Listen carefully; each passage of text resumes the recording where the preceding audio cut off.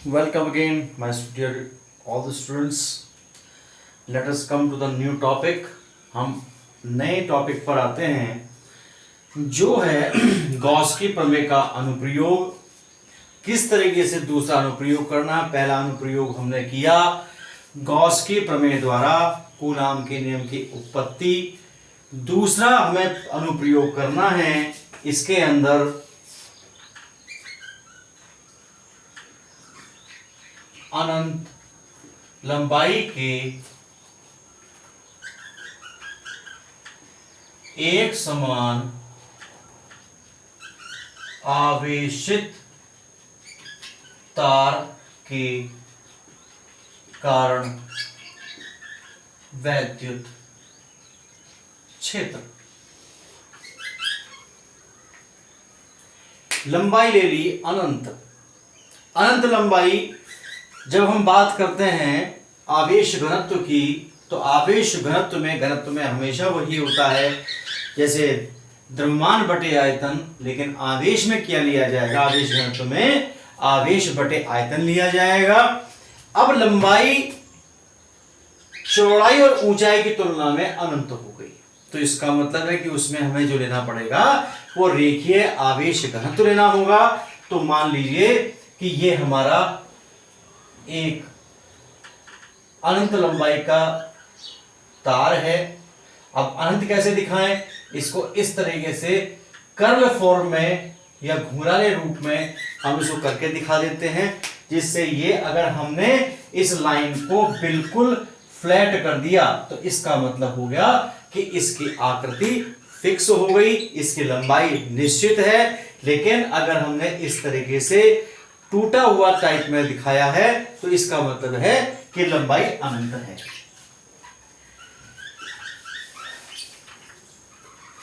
अब इसके ऊपर आवेश लिया जाता है, पॉजिटिव आवेश लिया।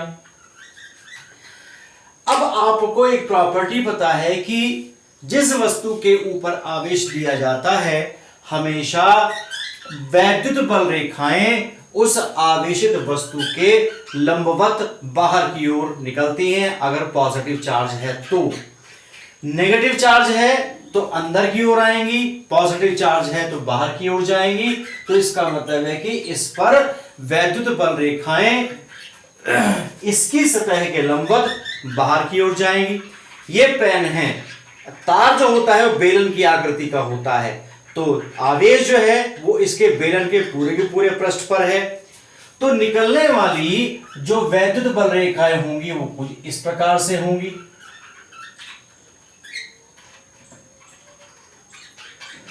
तो हमने क्या किया कि इस आवेशित तार के चारों ओर स्मॉल एल लंबाई व स्मॉल आर त्रिज्या का एक गॉसियन बेलनाकार पृष्ठ लिया। देखिए इस प्रकार से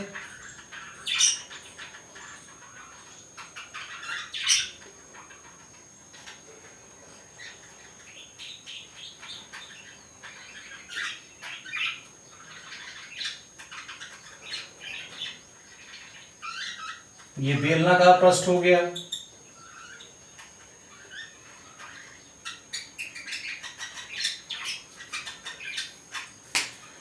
अब इस बेलन के दो पृष्ठ होते हैं, एक तो होता है वक्र पृष्ठ, एक होते हैं समतल पृष्ठ। तो ये जो होंगी ये वैद्युत क्षेत्र की दिशाओं को प्रदर्शित करेंगी, चाहे लेफ्ट में हो या राइट में हो, क्योंकि वैद्युत बल रेखाओं द्वारा ही वैद्युत क्षेत्र निर्धारित किया जाता है। अब क्या करना है, गॉस की प्रमेय का इस्तेमाल करना, तो उसके लिए हमें क्या करना पड़ेगा, अवयव लेना पड़ेगा। मान लो कि इसके वक्र पृष्ठ पर ये क्या, कौन सा पृष्ठ कहलाएगा, ये कहलाएगा आपका वक्र पृष्ठ, और इस पृष्ठ ऊपर वाला पृष्ठ है इसे हम कहते हैं समतल पृष्ठ। और आवेशित वस्तु के चारों ओर वो किसी प्रकार का पृष्ठ खींचा गया हो उस पृष्ठ का नाम है गॉसियन पृष्ठ। ये बात आप हमेशा ध्यान रखिए। तो यहां पर एक बहुत सूक्ष्म सा अवयव लिया है जिसका क्षेत्रफल dA है। यहां से लेकर के यहां तक की दूरी जो ली गई है वो आपका स्मॉल आर है, जिसको हम त्रिज्या कहेंगे, इस बेलन की त्रिज्या कहेंगे। इस पॉइंट पर जो क्षेत्रफल वेक्टर होगा वो हमेशा इस अवयव के इस पृष्ठ के लंबवत होगा। देखिए अब आप यहां ध्यान दीजिए कि ये भी लंबवत है, डीए भी लंबवत है और ई भी लंबवत है, तो दोनों कैसे हो गए? समांतर हो गए। जिस भी दिशा में आप जाएंगे, पृष्ठ के किसी भी भाग में आप जाएं, ई और वेक्टर डीए आपको दोनों परस्पर समांतर समदिश दिखाई देंगे। इसलिए कैसा होगा? इसलिए इन दोनों के बीच में कोण 0 डिग्री होगा। अब दूसरी बात पर आते हैं। दो समतल पृष्ठ हैं, चाहे ऊपर कर लें या नीचे कर लें। यहां पर भी हमने एक अवयव लिया है, इसका नाम हमने P डैश कहा और क्षेत्रफल इसका भी डीए है। इस पर खींचा गया लंब नीचे की ओर होगा, डीए वेक्टर। ऐसा क्यों हुआ वो नीचे की ओर? क्योंकि हमने जो अवयव लिया है इस चपटे भाग के ऊपर लिया है और लंब जो होगा वो इस पर ऊपर की ओर होगा, इस पर लंब बाहर की ओर होगा, इस पर लंब ऊपर की ओर होगा, इस पर लंब नीचे की ओर होगा। लेकिन वैद्युत क्षेत्र की दिशा में कोई परिवर्तन नहीं होता, भले भाग बदल जाए। हमेशा ध्यान रखिए कि वैद्युत क्षेत्र हमेशा उस भाग के उस पृष्ठ के लंबवत होता है जिस पर आवेश है। आवेश है केवल इस छड़ के ऊपर आवेश है, इस तार के ऊपर आवेश है, इसलिए ये जो आपका होगा कैसा होगा? वैद्युत क्षेत्र लंबवत होगा। अब हम देखते हैं, देखिए वक्र पृष्ठ से गुजरने वाला कुल वैद्युत फ्लक्स φ1, हमने इसको φ1 लिया है। वक्र पृष्ठ की हमने बात करी है, क्लोज इंटीग्रल नहीं लेंगे, यहां लिखेंगे वक्र पृष्ठ, क्योंकि क्लोज इंटीग्रल कब लिया जाता है? जब ऊपर के पृष्ठ और साइड के पृष्ठ दोनों एक साथ शामिल किए जाएं, पूरा पृष्ठ बंद हो, तो हम क्या करेंगे? तो वक्र पृष्ठ का हम इस्तेमाल करते हैं। लेकिन यहां वक्र पृष्ठ नहीं, केवल वक्र पृष्ठ लिया गया है, इसलिए क्या लेंगे? ई डॉट डीए वेक्टर और आगे लिखेंगे वक्र, क्योंकि वक्र पृष्ठ है, ई डीए कॉस 0 डिग्री। क्यों 0 डिग्री? क्योंकि वेक्टर ई व वेक्टर डीए समांतर व समदिश है। आगे देखिए वक्र ई डी cos 0 1 के बराबर होता है। वही बात आती है कि किस बात पर डिपेंड करता है? दूरी पर डिपेंड करता है वैद्युत क्षेत्र, और साथ में आवेश पर डिपेंड करता है। किसी एक पॉइंट पर एक ही आवेश है और जो पृष्ठ का वक्र हिस्सा है वो हर दूरी पर एक जैसा है, इसलिए ई तो ले लिया बाहर, अब ले लिया वक्र डीए φ1। अब आपको ये पता होना चाहिए कि बेलन का में जो मेंसुरेशन में लिया जाता है, दो तरीके के क्षेत्रफल लिए जाते हैं। एक लिया जाता है संपूर्ण पृष्ठ का क्षेत्रफल, एक लिया जाता है वक्र पृष्ठ का क्षेत्रफल। आप हमेशा ध्यान रखिए, हम वक्र लिया है, वक्र पृष्ठ लिया है, तो सूत्र ध्यान रखिए। सूत्र क्या होगा? देखिए वक्र पृष्ठ का क्षेत्रफल होता है 2πr h। ये हम सूत्र लेके चलते हैं, लेकिन यहां पर h नहीं है, यहां जो लंबाई ली गई है इसकी वो लंबाई l ली गई है। तो क्या आएगा? यहां पर आएगा φ1 बराबर e गुणा 2πr l। h की जगह h को रिप्लेस जो हमने किया है, h को जो रिप्लेस किया है वो l से रिप्लेस किया है, तो φ1 का मान आ गया 2πr l। अब थोड़ा सा इसमें आगे बढ़ते हैं।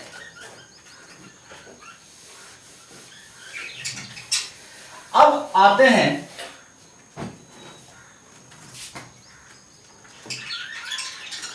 समतल पृष्ठ से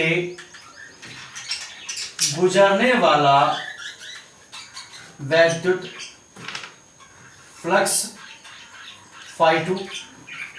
अब चाहे ऊपर से लें या नीचे से लें कोई फर्क नहीं पड़ने का, क्योंकि जब हम संपूर्ण वैद्युत फ्लक्स की हम बात करेंगे तो क्या करेंगे, यहां से गुजरने वाला और इससे गुजरने वाले फ्लक्स को हम जोड़ेंगे तो जो वैल्यू आएगी वो डिपेंड करती है कि कहां कहां से फ्लक्स गुजरा है। तो देखिए हमने φ2 लिया है, संपूर्ण से लिया है, तो क्या होगा, इसमें भी लेते हैं समतल पृष्ठ, समतल पृष्ठ सप्रा वेक्टर E.dA और आपको सप्रा लिया है यहां, और ये हो गया E.dA cos 90।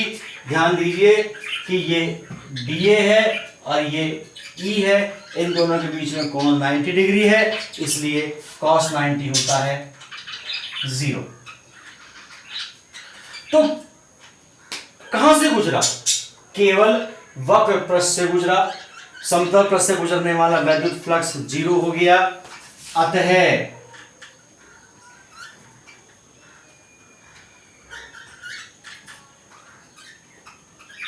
गॉसियन बेलनाकार पृष्ठ से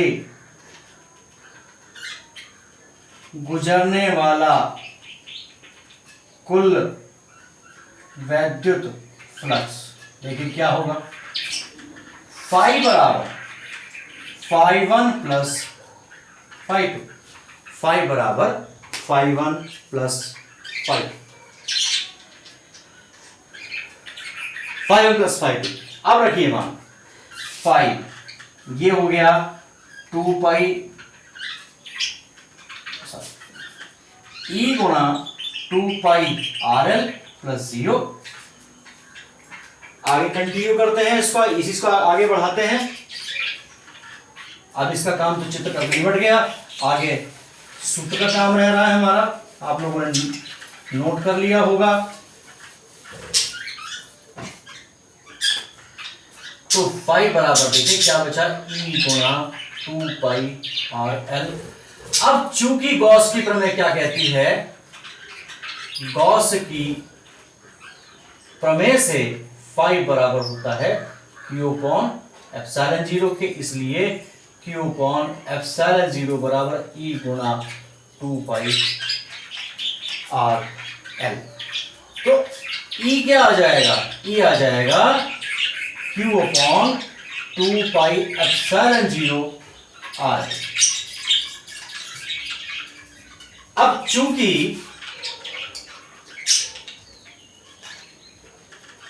रेखीय आवेश घनत्व लैम्डा बराबर होता है Q अपॉन L के, स्टार्टिंग में बताया था। तो देखिए Q यहाँ है, L यहाँ है, इसकी जगह हम क्या रख सकते हैं, इसकी जगह E बराबर lambda upon 2 pi epsilon 0 R। आप लोगों के लिए एक बहुत बड़ी समस्या आती है कि आप लोग अंधे होकर के लिखते हैं 1 अपॉन 4 पाई एप्सिलॉन 0 की वैल्यू 9 गुणा 10⁹। अब वो वहां 4 पाई आए 3 पाई आए, हमें लिखनी तो वही है 9 गुणा 10⁹। तो इसलिए उस कंफ्यूजन से बचने के लिए हम क्या करते हैं, 2 की ऊपर नीचे गुणा करते हैं। तो या करके लिखेंगे E बराबर 2 lambda upon 4 pi epsilon 0 R। ये हमारा जो सूत्र हुआ, ये हुआ अनंत लंबाई के एक समान आवेशित तार के कारण वैद्युत क्षेत्र की तीव्रता का सूत्र हुआ। इसको आप नोट करिए, समस्या हो लिख करके देखिए।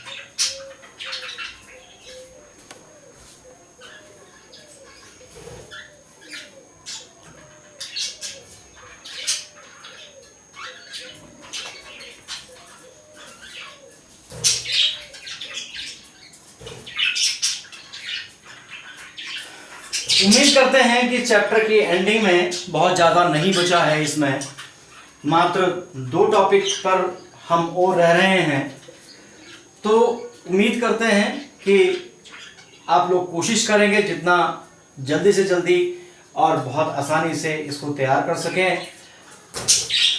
एक अब छोटा सा एक टॉपिक अब लेके चलेंगे। ये अनंत लंबाई के तार की बात हो गई। अब हम लेके चलेंगे अनंत विस्तार की एक समान आवेशित चादर।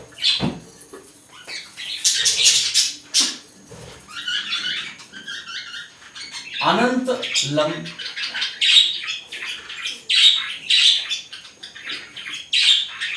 विस्तार की एक समान आवेशित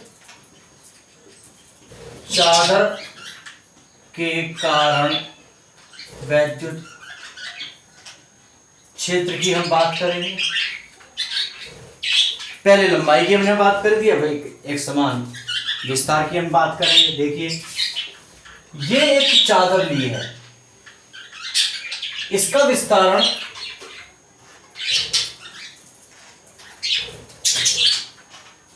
अनंत कर दिया। इसको दिया गया है पॉजिटिव आवेश दिया गया। कुछ जरूरी नहीं है पॉजिटिव आवेश तो, इट में भी नेगेटिव आवेश। Direction of the electric field depends on the charge given to the surface। किस तरीके का चार्ज दिया गया है इस बात पे इलेक्ट्रिक फील्ड डिपेंड करता है। आवेशित चादर है, जैसे मैं ये कहूं कि एक कॉपी है, जैसे ये एक कॉपी है, कॉपी के कुछ अनंत विस्तार की है, आवेश दिया गया है तो आवेश यहाँ भी होगा, इस साइड भी आवेश होगा। तो वैद्युत क्षेत्र जो होगा, इस पर पॉजिटिव आवेश दिया गया तो बाहर की ओर होगा, इस पर आवेश दिया गया है तो इस पर इस साइड होगा। तो इसका मतलब है कि वैद्युत क्षेत्र दोनों साइड में आपका आएगा।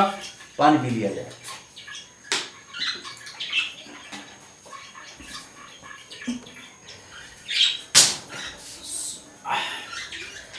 अब हम क्या करते हैं कि इस चादर के दोनों ओर एक गॉसियन बेलन का निर्माण करते हैं, जो इसके चारों तरफ से दोनों ओर से बाहर निकलेगा। मान लो इसका क्षेत्रफल A है, तो हमें क्या करना है कि यहां से आगे जाकर के एक R दूरी पर हमने एक पॉइंट लिया है, जहां पर से ये बेलन गुजर रहा है। इसी तरीके से इसकी दूसरी ओर भी लेके चलेंगे।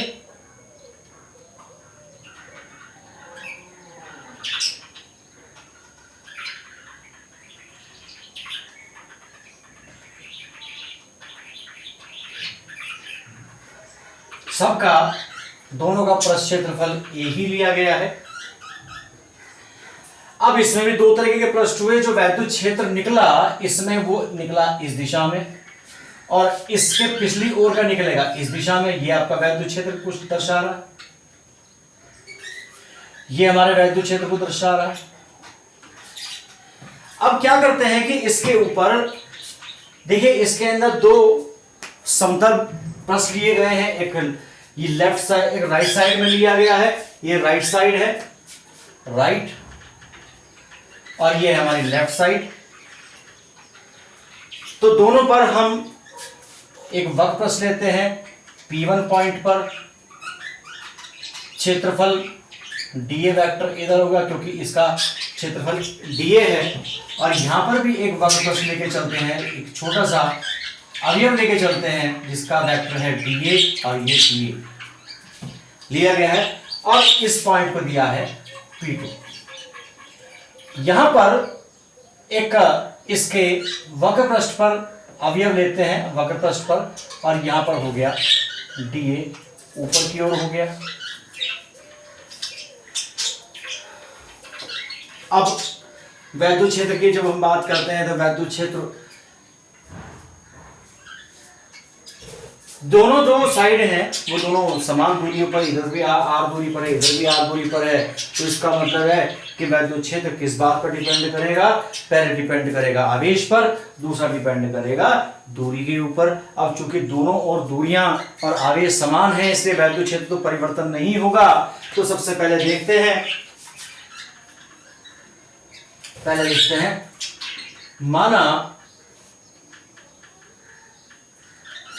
पृष्ठ आवेश घनत्व बराबर सिग्मा। सिग्मा है क्योंकि पहले में हमने अनंत लंबाई ली थी, इसके अंदर अनंत विस्तार लिया है, विस्तार का मतलब क्षेत्रफल, अनंत क्षेत्रफल का, तो सिग्मा लिया।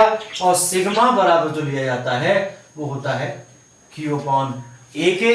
Q का मात्रक कूलाम होता है, A का मात्रक मीटर स्क्वायर होता है। हमें जो भी मात्रक लिए जाने हैं वो केवल सीजीएस पद्धति में या एमकेएस, सॉरी सीजीएस में नहीं, एसआई पद्धति में या एमकेएस पद्धति में लिए जाने हैं। सीजीएस पद्धति के अंदर हम या एफपीएस में मात्रक का इस्तेमाल नहीं करते।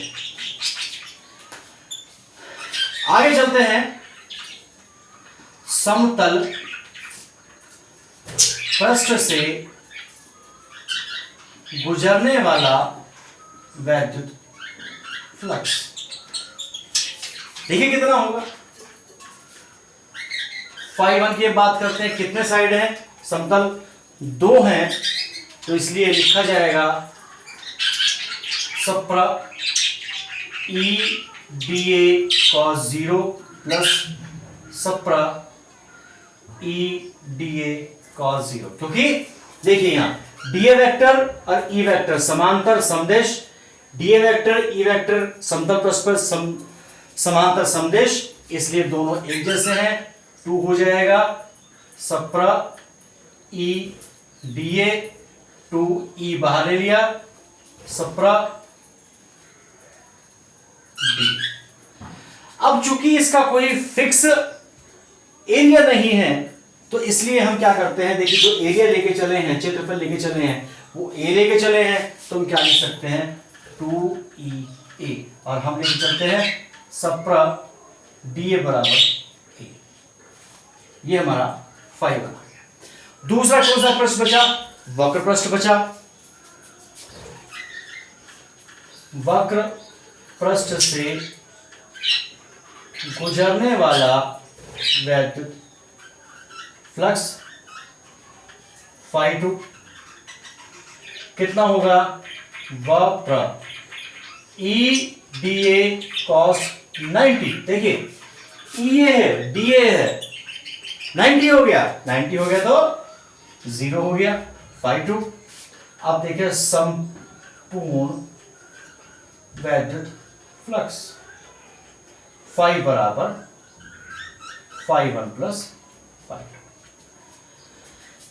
φ बराबर φ1 प्लस φ2। देखिए φ1 ये आया है, φ2 0 आया है, तो कितना हुआ?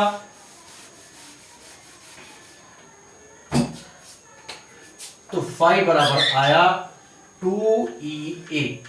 चूंकि φ बराबर होता है Q अपॉन एप्सिलॉन 0 की गॉस के प्रमेय से है, इसलिए Q अपॉन एप्सिलॉन 0 बराबर 2EA और E बराबर Q अपॉन 2 एप्सिलॉन 0A। अब स्टार्टिंग में ही बताया था कि Q अपॉन A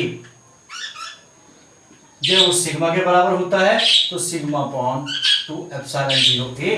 अब आप ये देखिए कि आइदर राइट और लेफ्ट, राइट में जाएं या लेफ्ट में जाएं, वैद्युत क्षेत्र की तीव्रता हमारी आई किसके कारण? अनंत विस्तार के एक समान आवेशित चादर के कारण। जो वैद्युत क्षेत्र की तीव्रता आई राइट में या लेफ्ट में, वो आई E बराबर सिग्मा अपॉन 2 एप्सिलॉन 0। इसका मतलब ये है कि ये वैद्युत क्षेत्र की तीव्रता अनंत विस्तार में दूरी पर डिपेंड नहीं करती। किस बात पर डिपेंड करती है? सिग्मा पर, क्योंकि सिग्मा जो डिपेंड करता है वो Q पर और A पर डिपेंड करता है। अगर जो वस्तु जिस आकृति की ली गई है उसके लिए सिग्मा की वैल्यू फिक्स होगी, दूरी कितनी भी हो, कम हो या ज्यादा हो, E की वैल्यू पर कोई प्रभाव नहीं पड़ता। तो आज हम इस टॉपिक को यहीं रखेंगे। अब हमारे इस चैप्टर में मुश्किल से मुश्किल बहुत कम टॉपिक बचे हैं। आप ये इस चैप्टर के अंदर या आप फिजिक्स में स्टार्टिंग में बात करें डेरिवेशन काफी ज्यादा है, धीरे धीरे उनको पक्का करिए। कोई समस्या आए लिखिए, बिना पढ़े आपकी समस्या का निदान नहीं होना है।